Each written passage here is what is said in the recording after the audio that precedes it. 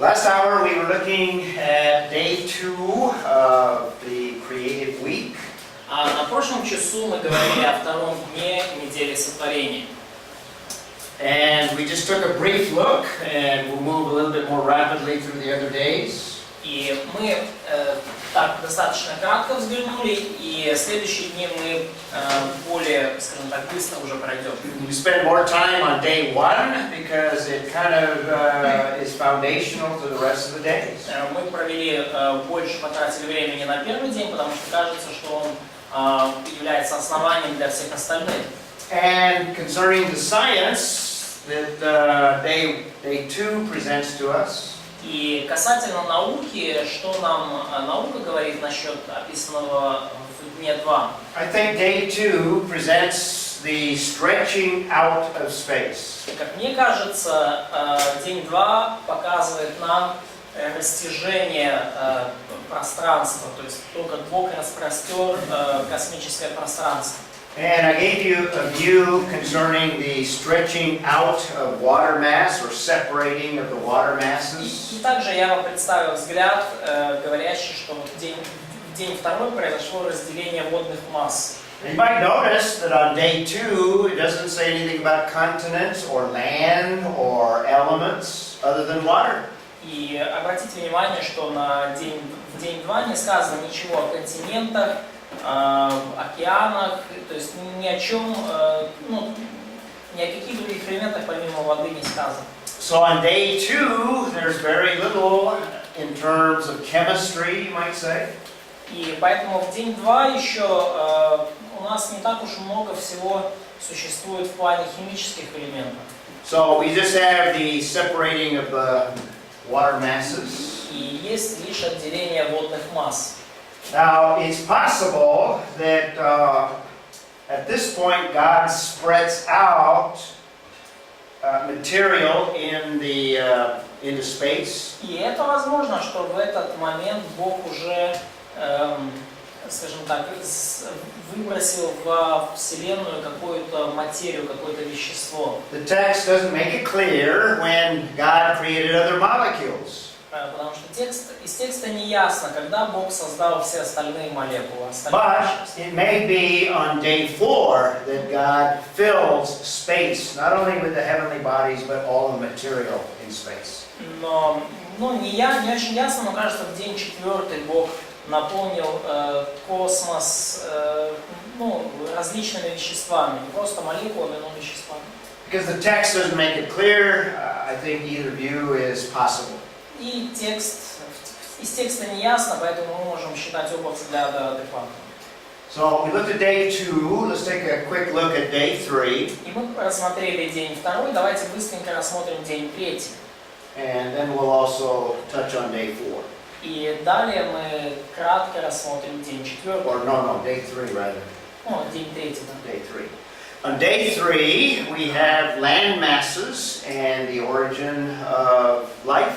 И в третий день мы видим различные земельные массы и происхождение жизни.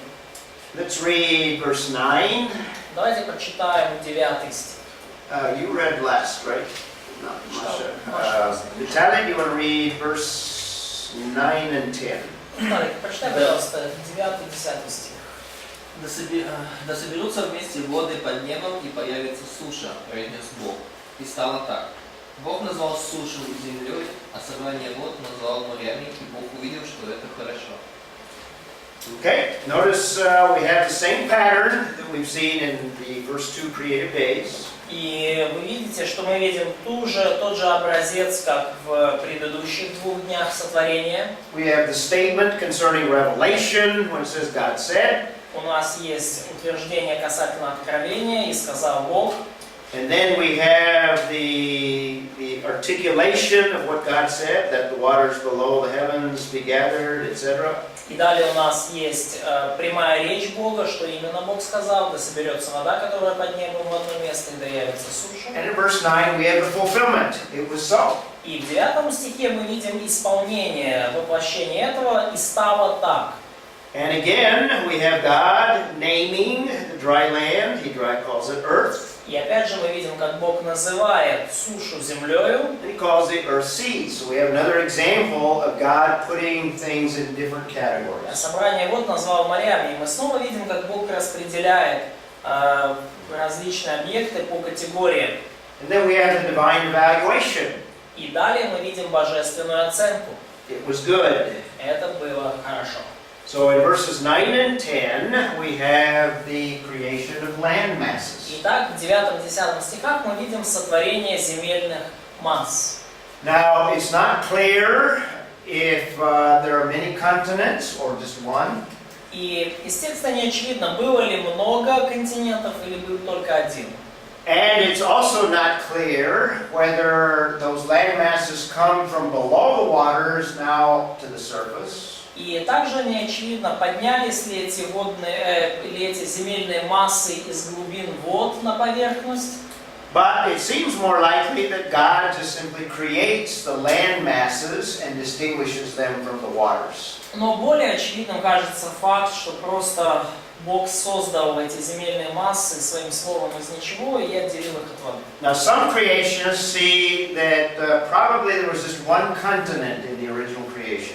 Некоторые креационисты, они придерживаются взгляда, что вначале был только один континент. Now, even the secularist perhaps identifies Pangea, which might be a good theory.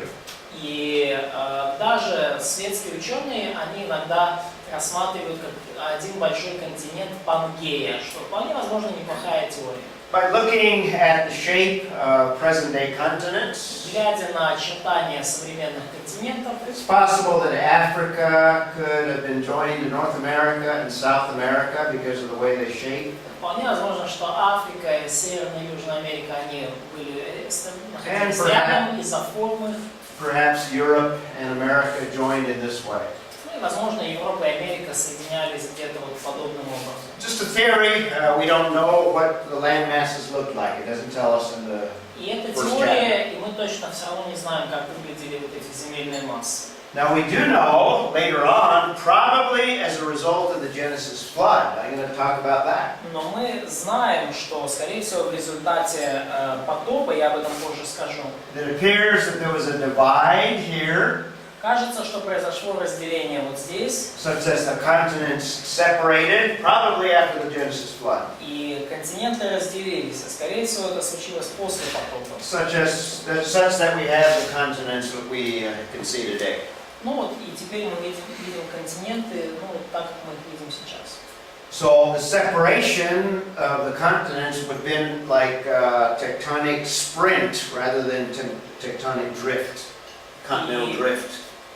То есть, и поэтому разделение континентов, скорее всего, произошло быстро. То есть, это было не просто их медленное отползание друг от друга, а это был резкий какой-то разрыв. Today, we know that when these large continental masses move with respect to one another, И теперь мы знаем, tectonic continental masses, they move now, they do move now, slowly. very tiny bit. Да, то есть мы сейчас знаем, что континенты таки, да, они двигаются немножко, отделяются, отплывают, отползают друг от друга, но это происходит очень медленно. We call that movement continental drift because it's so small, quarter or centimeter or less. Ну, то есть, и мы называем это континентальный дрифт, потому что очень маленькое расстояние, то есть буквально там сантиметр или меньше в год. In California, there's a line between two different tectonic plates. И в Калифорнии находится линия, разделяющая две континентальные платформы. And when these tectonic plates move with respect to one another, just even a tiny centimeter or millimeter. И вот когда эти континентальные платформы там отделяются друг от друга, то это очень медленно, то есть это буквально сантиметр там. And a whole earthquake is felt.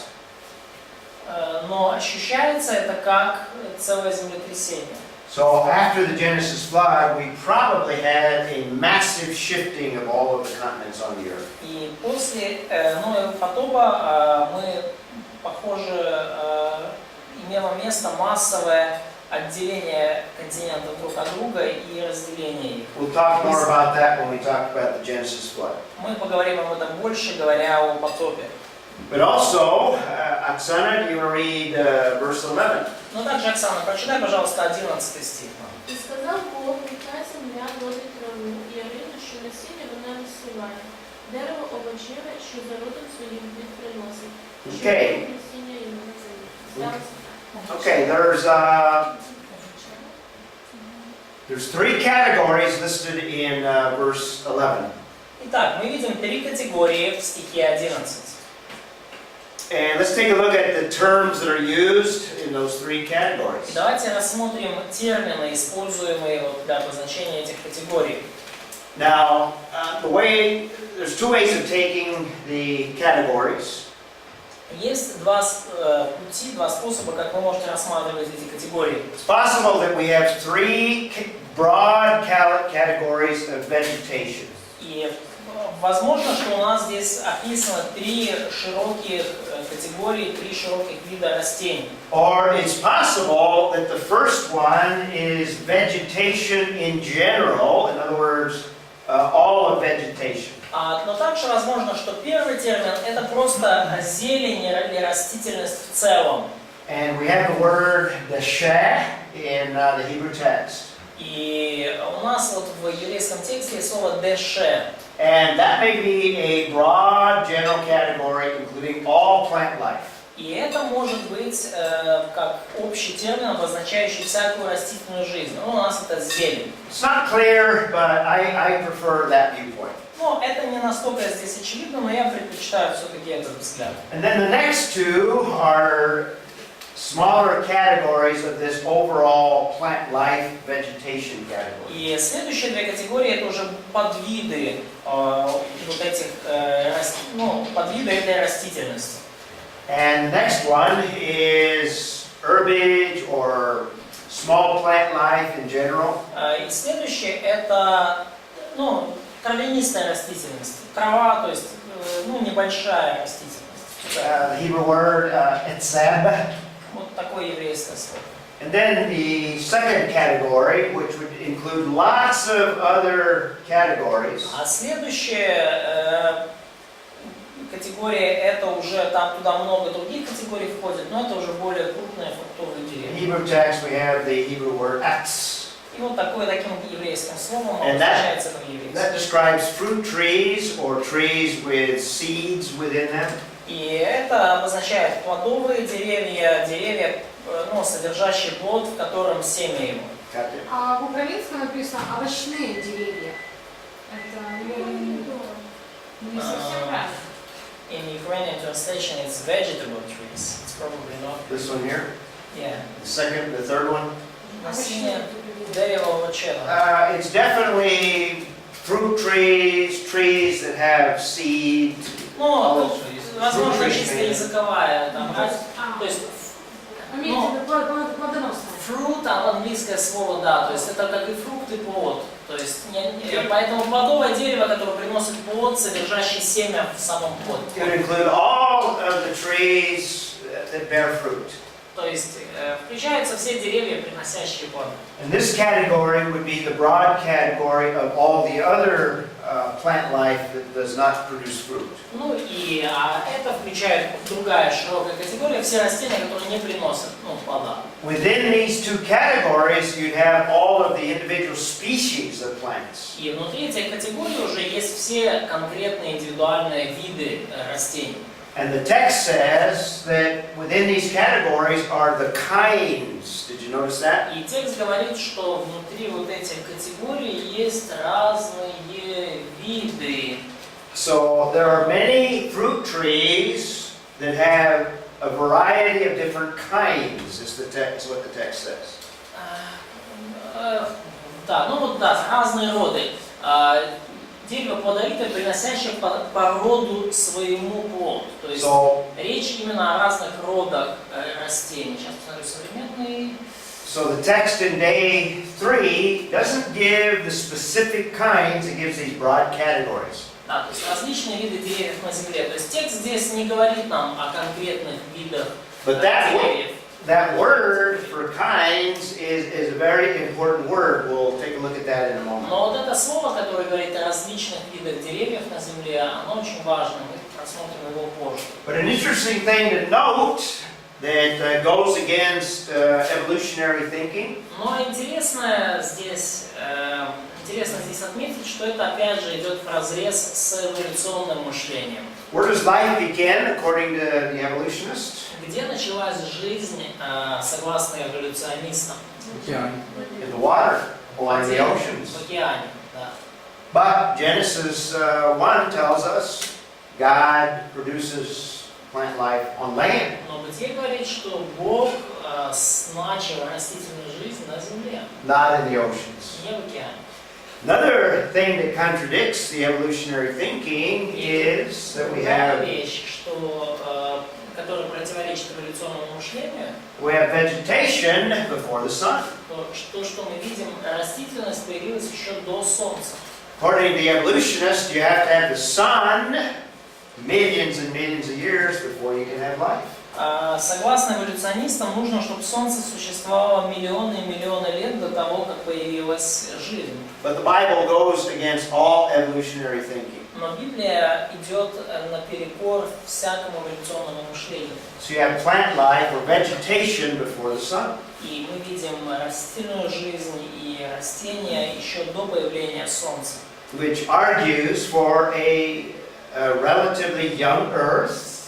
И это идет вопреки теории об относительно молодой Земле. And it also argues for the days of Genesis For 1. or against? For. Да, я прошу прощения. Это дает нам аргументы в защиту теории относительно молодой Земли. And it argues for the days of Genesis 1 being literal days. И также это один из аргументов в пользу того, что дни в Бытии 1 это буквальные дни. Those of you that were here last year, I taught a course on apologetics. Для тех из вас, кто был тут в прошлом году, я преподавал курс апологетики. And I gave you a defense for the days of Genesis 1 being solar days or 24-hour days. И я приводил для вас аргументы в защиту того, что дни сотворения были буквальными солнечными днями 24-часовой длительности. In fact, we went into a lot of detail concerning this issue of creation versus evolution. И на самом деле мы множество деталей рассмотрели, связанные с сотворением и эволюцией. So we're just touching on some of those issues that we went into greater detail on last year. И мы просто здесь затрагиваем кратенько некоторые моменты, которые детально рассмотрели в прошлом году. Probably next year, when I come back, I'll teach that apologetics course. И, скорее всего, в следующем году, когда я вернусь, я буду преподавать вам курс апологетики. Another contradiction that we have in Genesis 1 with evolutionary thinking. Другое противоречие, которое мы видим в Бытие 1 главе, противоречие с эволюционным мышлением. We have fruit trees before animal life. У нас возникли плодовые деревья до появления животных. Now, according to the evolutionist, you have to have animal life in order to pollinate fruit trees. Pollinate to the bees, what the bees do. Да, но согласно эволюционистам, нужно, чтобы у вас были животные перед появлением плодовых деревьев, животные должны опылять плодовые деревья, ну как пчелы опыляют. И то есть для существования плодовых деревьев и для их размножения вам нужны животные. But if the days of Genesis 1 are literal days, that's no problem to have fruit trees before bees. Но если буквально дни сотворения, если дни сотворения это буквально 24-часовые дни, то нет проблем с тем, чтобы иметь плодовые деревья до появления пчел. But it's a problem for secular evolutionary thinking. Но это проблема для светского эволюционного мышления. So that's day 3, where we have the land masses and the creation of plant life. Итак, это день 3, когда у нас есть вот эти земельные массы и сотворение растительной жизни. Now in days 1, 2, and 3, И вот когда дни 1, 2 и 3, we have God giving shape to the heavens and the earth. то после этого мы видим, что то мы уже видим в это время, Бог придает форму земле и небу. What was the initial condition from verse 2? Каким было изначальное состояние земли в стихе 2? The earth did not have form, it did not have shape. Не было формы, безвидное, да, бесформенное. But now God is giving form. Но теперь Бог придал в течение первых 3 дней форму земле. And in the second part of day 3, И во второй части 3-го дня, and through day 6, God is going to fill the earth. и вплоть до 6-го дня Бог заполнит землю. On day 3, He begins to fill with plant life. На 3-й день Бог заполнил землю растительностью. On day 4, He's going to fill the heavens with heavenly bodies. На 4-й день Он заполнил небеса небесными телами. And in days 5 and 6, He's going to fill the earth with animal life. И в 5-й, 6-й день Бог наполнит землю животными. So the initial conditions, the earth was without form and it was empty. Изначальное состояние земли это бесформенная и пустая. And in the 6 days, God is working to change that initial condition. И в течение 6 дней Бог радикально изменит это изначальное состояние. So on day 4, He creates heavenly bodies. Итак, на 4-й день Он создает небесные тела. Now, one of the most popular views of evolution today, Итак, какие, кстати, наиболее популярные взгляды на эволюцию сегодня? it's called progressive creationism. Ну, есть такой взгляд, называемый прогрессивный креационизм. Now, when I say most popular, I'm referring to within the church, within believers. И когда я говорю самый популярный, я подразумеваю популярные среди верующих, среди в церкви. Last year, when I was talking about evolution, В прошлом году, когда я преподавал эволюцию or apologetics, или апологетику, I was refuting the entire idea of evolution. я отверг и опроверг полностью саму идею эволюции. I tried to demonstrate from science that evolution doesn't have any scientific support. И я попытался показать из научных свидетельств, что у теории эволюции нет никакого научного подтверждения. But unfortunately, many theologians and therefore many Christians are intimidated by science. Но, к сожалению, очень многие богословы и многие христиане, они находятся под сильным влиянием. So they've come up with theories that try to join the idea of evolution and God as creator. И они пытаются выработать теории, которые совмещают вместе Бога Творца и эволюцию. One of the most popular compromises is this idea of progressive creationism. Одна из наиболее популярных попыток такого компромисса – это теория прогрессивного креационизма. But Genesis 4, particularly, and actually all of the 6 days of creation, refute progressive Genesis creation. 1:4 or Genesis 4?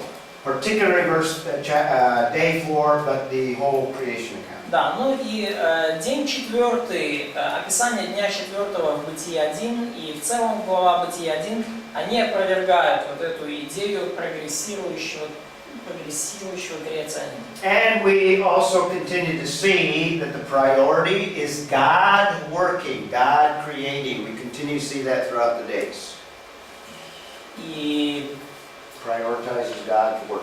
in Genesis 1. Yes. И мы видим, что на протяжении всей первой главы Бытия приоритет и предпочтение, особый акцент делается на божественном труде. Let's take a look at verse 14. Давайте посмотрим на стих 14. And Galia, do you want to read that one? Галя, хочешь читать? І сказав Бог, нехай будуть світила на твердій небесній для відділення дня від ночі, і нехай вони стануть знаками і часами умовленими, і днями, і роками. And we have a very similar structure as what we've already seen. И у нас здесь есть очень похожая структура, похожая на то, что мы уже видели. Now you need to notice that this is a creative day, just like all the others. И вам нужно обратить внимание, что это день сотворения, такой же, как все остальные. Because one of the arguments that the progressive creationist uses, Потому что один из аргументов, который используют прогрессирующие креационисты, they have a major problem with the sun and the moon created on day 4. а у них они видят проблему в том, что на четвертый день появились Луна и Солнце. And I'm going to give you an example of a commentary that is written by a progressive creationist. И я вам просто приведу пример комментария, написанного прогрессирующим креационистом. But notice verse 14 starts like all of the other creative days. Обратите внимание, стих 14 начинается точно так же, как все остальные дни творения. And throughout day 4 we have the same structure. И в течение четвертого дня мы видим ту же самую структуру. So it's a creative day just like all the other days. И это день сотворения, такой же, как все остальные дни. And verse 15, God says, let those lights be in the heavens, in the expanse of the heavens. И в стихе 15 Бог говорит, что пусть эти тела небесные будут светильниками на небесном своде.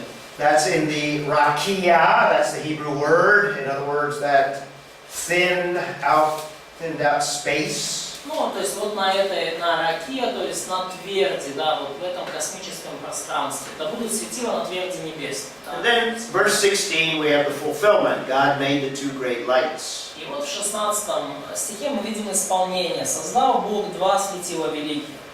Okay? And we'll come back to that. Well, yeah, we'll look at a couple of things to note. И вот мы еще вернемся к этому, но вот несколько вещей, которые нужно отметить. That goes against the evolutionary viewpoint. И это то, что идет вразрез с эволюционной точки зрения. The earth is created before the stars and the galaxies. Важно отметить, что Земля сотворена до звезд и галактик. Totally out of order in terms of the evolutionary sequence. То есть это совершенно противоположно тому порядку, который приводят эволюционисты.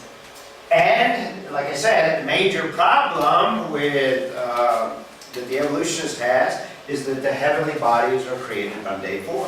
И, как я уже заметил, самая большая проблема, которая возникает у эволюционистов с этим текстом, это то, что небесные тела сотворены на четвертый день. This is a huge problem for progressive creationism. Это большая очень проблема для прогрессирующего креационизма. And notice the end of verse, let's see, where is it? 16. И обратите внимание на окончание стиха 16. Katya, read all of verse 16 and notice the last part of it. Прочитай, пожалуйста, весь стих 16 и обрати внимание на последнюю его часть. «И создал Бог два светила великие, светило большее для управления днем, и светило меньшее для управления ночью, и звезды». Do you notice the last phrase? Обратили ли вы внимание на последнюю фразу? И звезды. Stars. And Yeah, the stars. stars. Yeah, and the stars. But notice how it's pictured. Но обратите внимание, какая картинка здесь рисуется. Is the emphasis the universe or galaxies or stars? Делается ли акцент на звездах, вселенных, галактиках?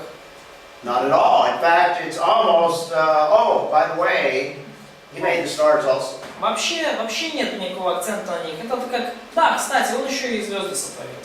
In other words, I've summarized it, since you're interested, since you're curious, Ну да, это словно так. Ну да, поскольку вам интересно, и поскольку вы испытываете любопытство на этот счет. and actually in the Hebrew text, it's very simple and it doesn't, there's not a lot of words there. И ну вот кстати, вот в еврейском тексте вообще очень простая фраза, там совсем In the мало Hebrew слов. text, it's just, and stars also.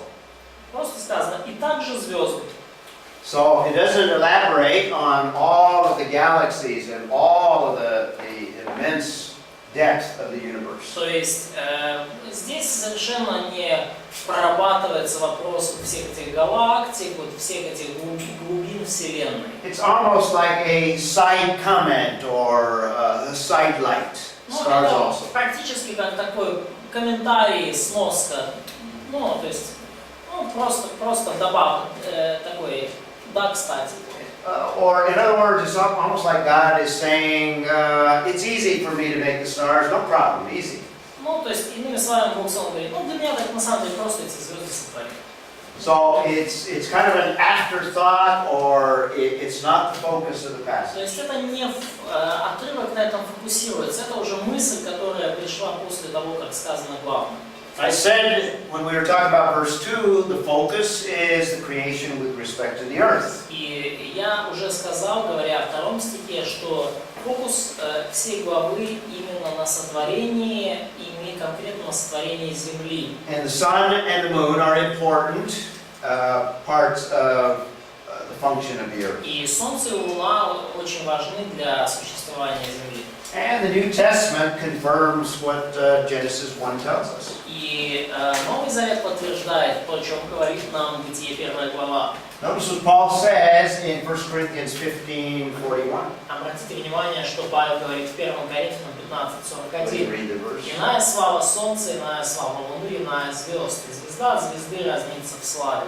Okay, so there's distinctions in the heavenly bodies, is what Paul is saying. И есть определенное различие в небесных телах.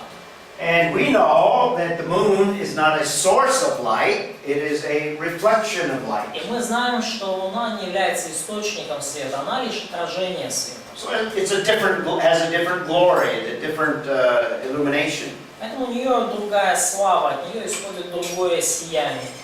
And he's also stating that there's differences in stars as well. И также Павел утверждает, что есть разница между звездами. Even though we recognize the sun as a star, there's differences. Даже несмотря на то, что мы считаем Солнце нашей главной звездой, но тем не менее есть разница между звездами. And astrophysicists have discovered that there's a variety of different kinds of stars. Ну и как выяснили физики, есть огромное количество, большое разнообразие среди звезд. There are red giant stars, there are supergiant stars, Красные гиганты, супергиганты, there are white and yellow dwarf stars, белые и желтые карлики, variable stars, pulsars, etc. разнообразные звезды, пульсары. And Paul is recognizing this in the first century. И Павел это все еще обозначил в первом столетии. Bible doesn't contradict itself, it confirms and continues to add as we have more revelation. Библия не противоречит себе, она подтверждает саму себя и добавляет новую информацию по мере того, как откровения развиваются. Now, chapter 4, as I mentioned, is a major problem for progressive creationism. И day 4. What did I say? You said chapter 4. Yeah, day 4. Да, и день 4, как я уже сказал, для прогрессирующих креационистов это основная проблема. I'm going to give you an example of a commentary on Genesis 1 by a progressive creationist. И я вам приведу пример комментария, сделанного прогрессивным креационистом на описание 4-го дня. And not only do progressive creationists, but all those that try to fit science into Genesis 1 have to accommodate the biblical text. И любой, не только прогрессивный креационист, но любой, кто хочет как-то согласовать науку и Библию, ему приходится кто хочет, ему приходится согласовывать таким образом эту информацию с библейским текстом. In fact, the majority of Christians try to fit Genesis 1 into modern science. И на самом деле большинство современных христиан пытаются втиснуть Бытие 1 в современную науку, в данные современной науки. I think it's a mistake. И я думаю, это ошибка. I think it's reading things into the text that are not there. И И я думаю, что имеет место здесь вычитывание из текста того, чего там нет. I think it violates fundamental principles of interpretation. И я думаю, что это нарушает фундаментальные принципы толкования Библии. That's why I call it an accommodation, or another word would be a compromise of the biblical text. И вот почему я называю это согласование, или даже лучше назвать компромисс с библейским текстом. The best way to interpret Genesis 1 is the manner in which we're doing it here. И лучший способ толковать Бытие 1 это то, как мы это делаем здесь сейчас. Let the text itself speak for itself. Дайте тексту говорить самому. And then utilize the text to shape your science. И потом используйте текст для того, чтобы сформировать свои научные представления. That's not the way that most interpreters of Genesis 1 today interpret the chapter. И это не то, как большинство толкователей Бытия сегодня в наши дни толкуют эту главу. When I was reading this commentary by this progressive creationist, Когда я читал вот этот комментарий прогрессивного креациониста, I noticed 4 major things that they do in accommodating the biblical text. я обнаружил 4 основные вещи, которые они делают, пытаясь согласовать библейский текст с данными науками. So when you read commentaries on Genesis 1, be careful where the writer is coming from. И поэтому, когда вы читаете комментарии на Бытие 1, будьте внимательны с тем, вообще, откуда какие позиции у комментаторов и что они пытаются вам навязать. All the commentators that try to force Genesis into current scientific theory, I believe, fall into this trap. И я думаю, что все комментаторы, которые пытаются совместить Бытие 1 с современной наукой, они попадают в эту ловушку. First thing they do is they take from the biblical text the details that support their theory in science. Первое, что они делают, это они берут особенно подчеркивают в библейском тексте детали, которые согласуются с их позицией. And they emphasize those details И они подчеркивают эти детали, because it supports their viewpoint. потому что эти детали помогают им делать их позицию более убедительной. Second thing they do is they superimpose or force current scientific theories onto the biblical text. И второе, что они делают, они наслаивают или вводят в текст современные теории. And I think that's a huge mistake. И я думаю, что это огромная ошибка. What I've been emphasizing is in the 6 days of creation, И то, что я подчеркивал, что в течение 6 дней творения we have conditions that are radically different from conditions today.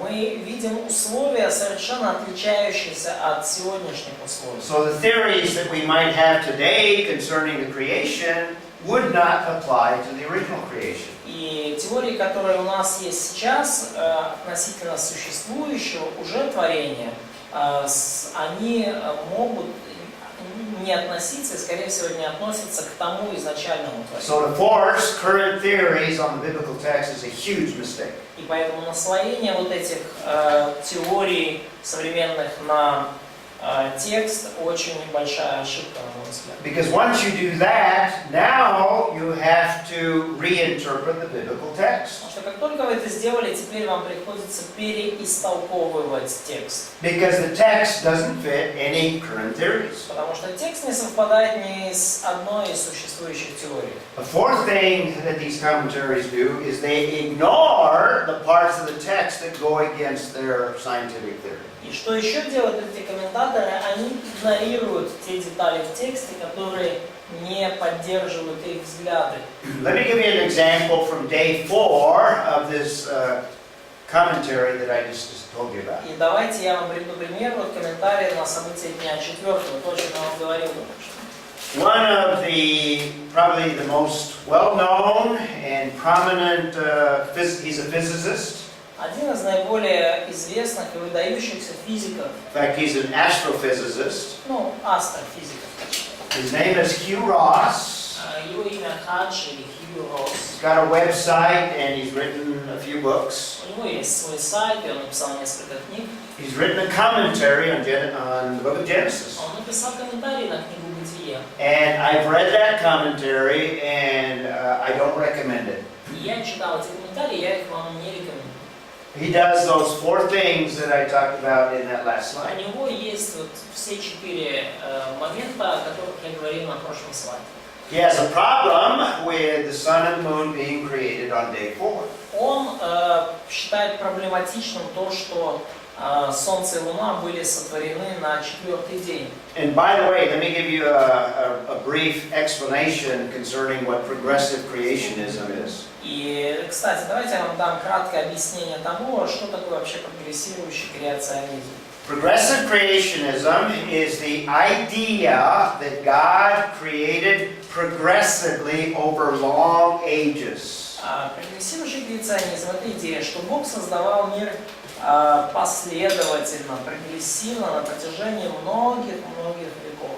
So between each of the creative acts of each of the days, И между каждым из актов творения, между каждым из дней творения, you may have millions, maybe even billions of years between these creative acts of God. могли быть, скажем так, такие промежутки длиной миллионы или даже миллиарды лет. So God creates on certain things on day 1, То есть Бог что-то сотворил на первый день, and then you may have millions or billions of years before God creates on another day. и потом могли пройти миллионы, миллиарды лет, прежде чем Бог что-то сотворил еще на второй день. So by day 4, the sun, it doesn't make sense to have the creation of the sun way late. И то есть с этой точки зрения не имеет никакого смысла, что Солнце было создано намного позже.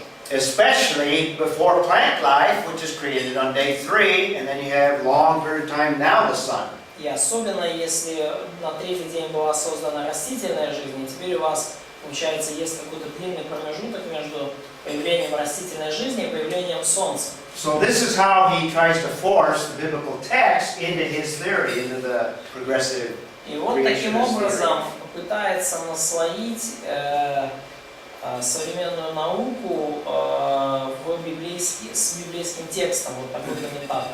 This is a quote directly out of his book. Let's read it.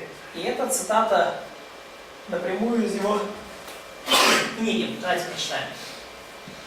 На 4-й день творения впервые Солнце, Луна и звезды стали четко видны с поверхности лица Земли.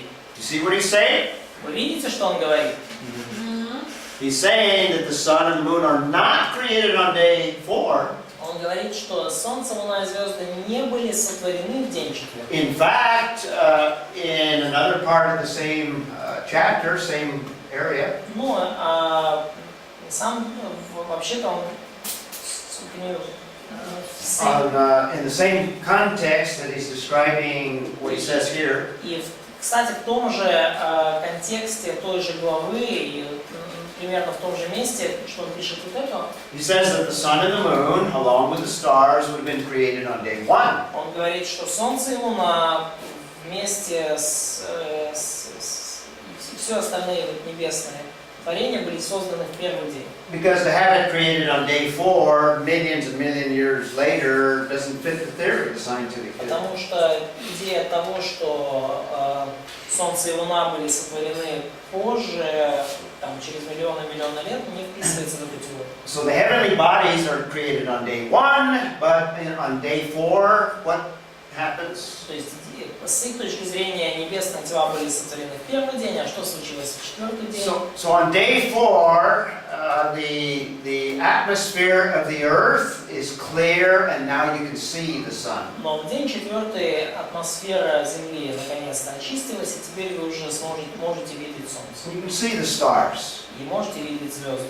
but they're really created on day 1. Но на самом деле они созданы в первый день.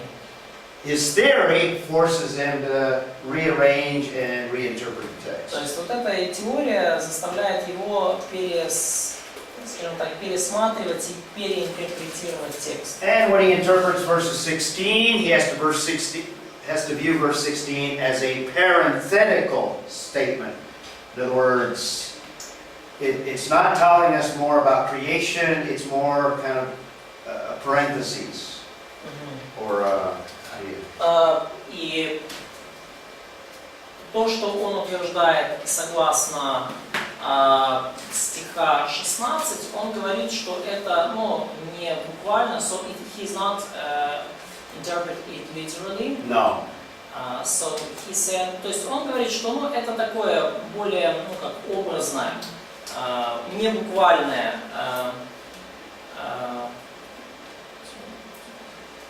Parenthetical, you have that word? What's this word Да, here? то есть, What's this word here? Что это более как пояснительное. Пояснительное предложение. То есть оно не является... So it's not main emphasis, yes? No, not the main emphasis. Что оно не является основным акцентом данного повествования, что оно просто поясняет.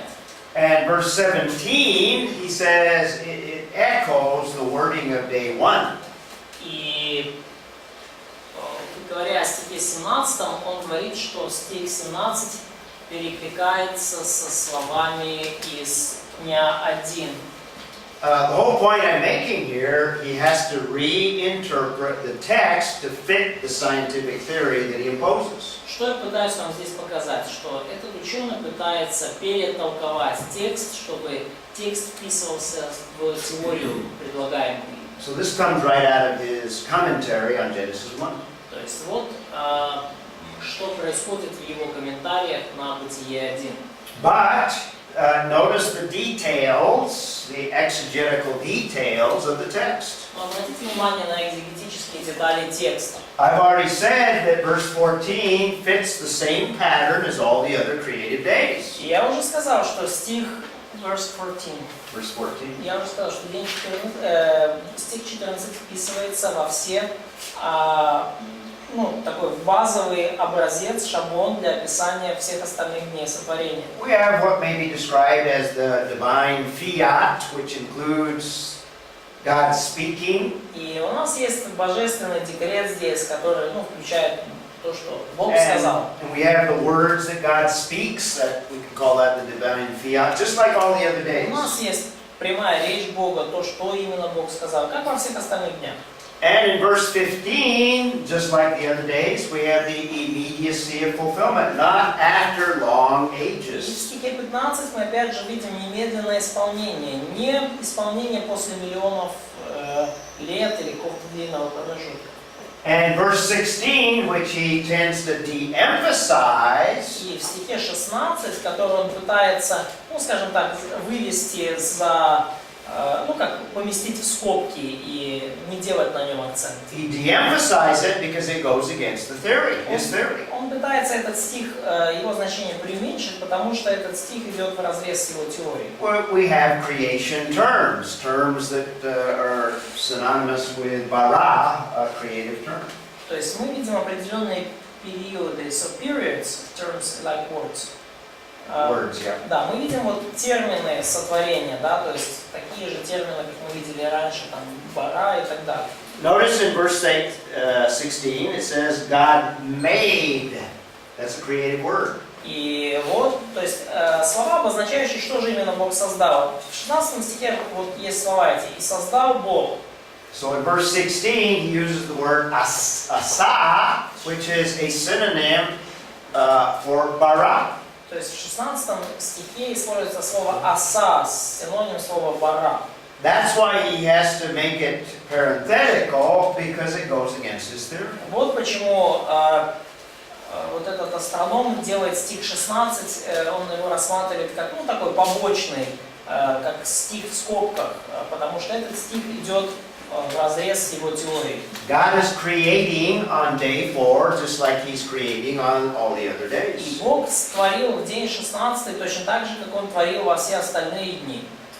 Another thing that's of interest, in verse 9, we have the word ra'ah, Hebrew Интересно, word ra'ah. что в 9 стихе мы видим еврейское слово «ра'a». This is the word to appear.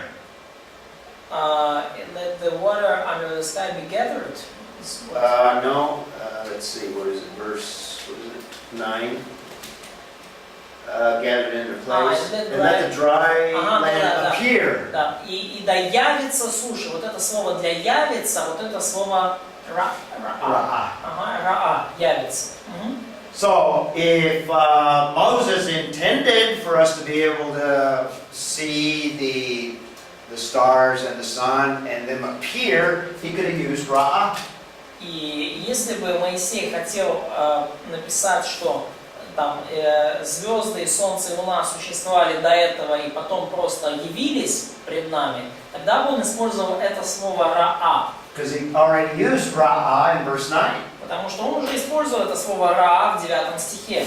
But he doesn't use Ra'ah on day 4, he used the creative word Asa. Но он не использует слово «раа» в 16 стихе. В 16 стихе он использует слово, обозначающее сотворение, слово «аса». So Hugh Ross doesn't talk about Ra'ah. He doesn't talk, well, he does, but he misapplies it. Ну, Хью Росс не говорит по поводу вот этого слова «раа», то есть он говорит, но он его неправильно применяет. He's reinterpreting the text. Он, опять же, он переистолковывает текст. And to add to that, in verse 17, it specifically says that on day 4, God places the heavenly bodies in the heavens. И, ну, еще, скажем так, чтобы добавить к этому, можно сказать, что в 17 стихе Бог говорит, что Он поставил их на тверди небесной. So the point I'm making here is day 4, if you take it literally, God creates the heavenly bodies on day 4.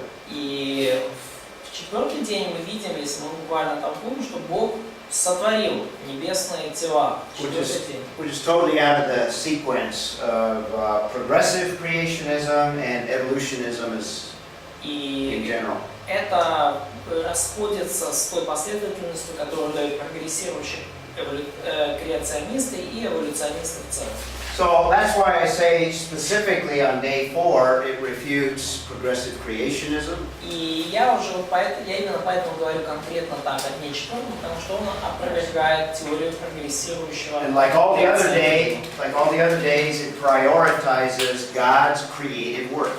И как и все другие дни, день 4 делает приоритетом и особенно подчеркивает божественную работу в сотворении. Sergey, do you have a question? Да, хотел спросить, что вы думаете по поводу Кента Холлинга? So he wanted to ask you what do you think about Kate Holland. Say that again? He wanted to ask you what do you think about Kate Holland. Oh, Ken Holland. I think I would agree with most of his creationism. Ну, я бы согласился с большей частью того, что ну, с его позиции по креационизму. Yeah, probably next year I'll give a part of the apologetics. I'll do some scientific apologetics. И я думаю, что в следующем году, когда я буду читать курс апологетики, я много буду использовать именно научную апологетику.